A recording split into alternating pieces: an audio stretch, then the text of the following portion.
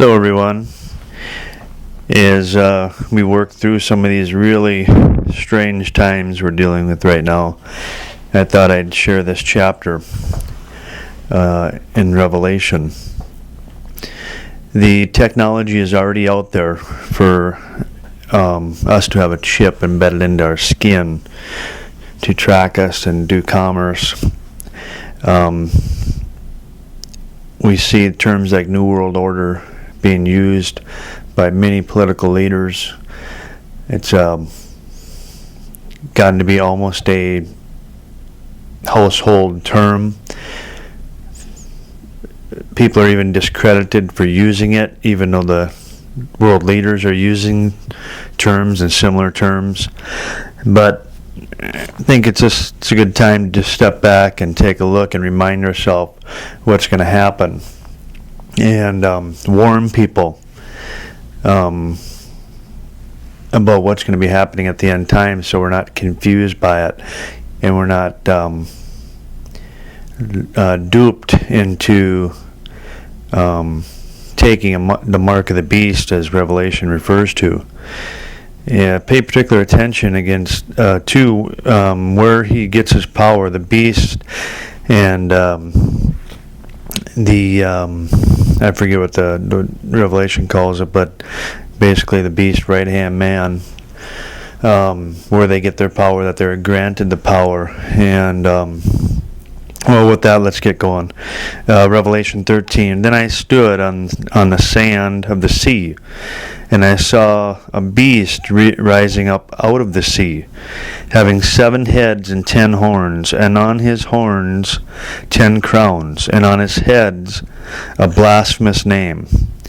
Now the beast which I saw was like a leopard. His feet were like the feet of a bear, and his mouth like the mouth of a lion.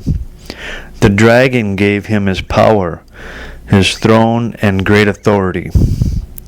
So Satan has the ability to give this world leader its power. That's where his power is going to come from. Okay, verse 3. And I saw on his heads as if it had been mortally wounded, and his deadly wound was healed. And all the world marveled and followed the beast. So they worshipped the dragon, who gave authority to the beast.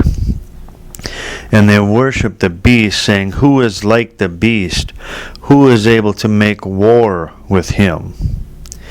And he was given a mouth, speaking great things and blasphemies. And he was given authority to continue for 42 months. That's 3.5 years, right? Then he opened his mouth in blasphemy against God, to blaspheme his name, his tabernacle, and those who dwell in heaven. It was granted to him to make war with the saints and to overcome them. Now remember, saints are anybody that has surrendered their life to Jesus Christ. Okay, it was granted to him to make war with the saints and to overcome them. And authority was given him over every tribe, tongue, and nation. All who dwell on earth will worship him, whose names have not been written in the book of life of the Lamb slain from the foundation of the world. If anyone has an ear, let him hear.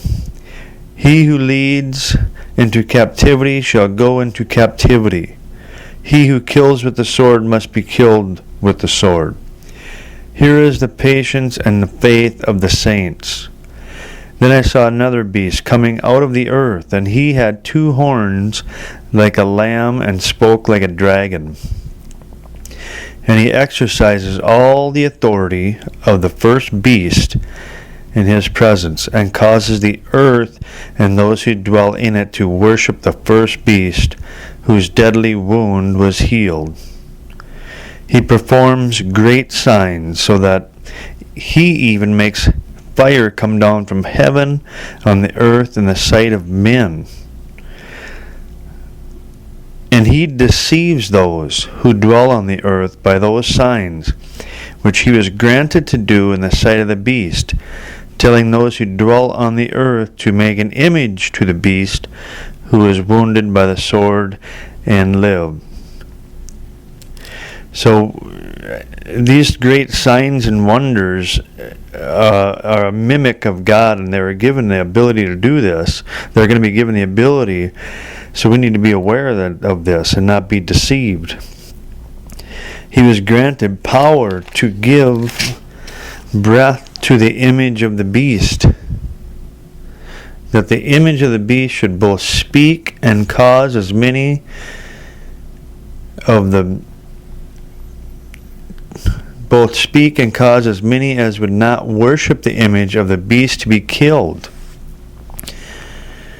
He causes all, both small and great, rich and poor, free and slave, to receive a mark on their right hand or on their foreheads, and that no one may buy or sell except one who has the mark or the name of the beast or the number of his name.